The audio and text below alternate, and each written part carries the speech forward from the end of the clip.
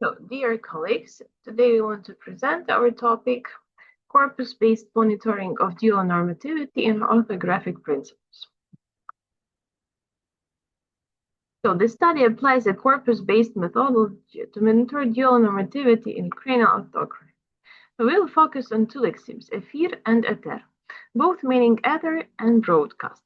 So the analysis used the correct journal original annotated corpus of Ukrainian and its subcorpus, Media 2000-2023, to trace the dynamics of implementing alternative orthographic forms in contemporary media discourse. Orthographic norms preserve linguistic identity and cultural continuity. Dual normativity arises after reforms to breach old and new rules. Media discourse serves as the testing ground for normative adoption, and study highlights social-linguistic tensions between practicality and tradition. The methods we will consider are general scientific methods, statistical and corpus-based, text analysis methods. The structural restricted method with a comparative analysis component enabled the systematization, classification, and description of the collected material. Generalization and induction methods allowed for the linguistic statistical analysis of the obtained results. Here we will consider the results. Title information. So the current orthography considers both efir and eter as equally correct. Peaks in the frequency of the lemma eter in specific subcorpus fragments may indicate either the temporal usage of the lexeme or preference for this lexeme by certain publications. The second figure provides greater homogeneity and an absence of pronounced usage peaks, which provides grounds to consider the lexeme efir as consistently used. Table 1 is the frequency of usage of the variant forms of the lemma eter. It allows us to identify that the lemma eter is part of derived lexemes, common nouns such as eterne, eterichne, eteransky, as well as proper names such as eteria, eterington, eterovich. Creating a frequency list by word forms, we find that all variants of the lemma efir include grammatical forms of this word in different cases of singular and plural, derived common nouns such as efir, mania, efir, nist, and others, as well as grammatically forms of the adjective efir. So table 1 shows frequency of usage of variant forms of the lemma efir. This observation confirms the appropriateness of adopting the normative use of the variant eter as the Ukrainian language, after the forced removal of efir from the lexical system, has not demonstrated the ability to form proper names from the lemma efir. Results concerning monitoring the chronology of usages. To study the dynamics of implementing dual normativity over time, we create a frequency list based on the chronology of usage.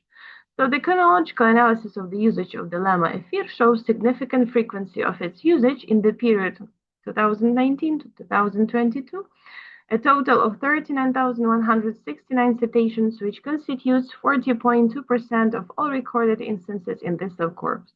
This indicates a certain inertia in the Ukrainian media space regarding the adoption of the significant language change and confirms the presence of a stable linguistic habit. So this table characterizes a relative frequency of usage of the lemmas efir and eter by chronology. Now results considering detecting the influence of subjective factors on the choice of normative variants. So our frequency analysis reveals that the lexeme eter appears 1,299 times, which is more than half of all identified instances in the online media outlet Hromadske TV.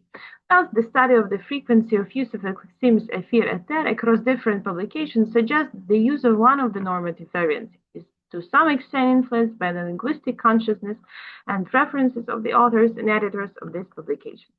The next figure characterizes frequency of usage of the lexemes efir and eter in different media.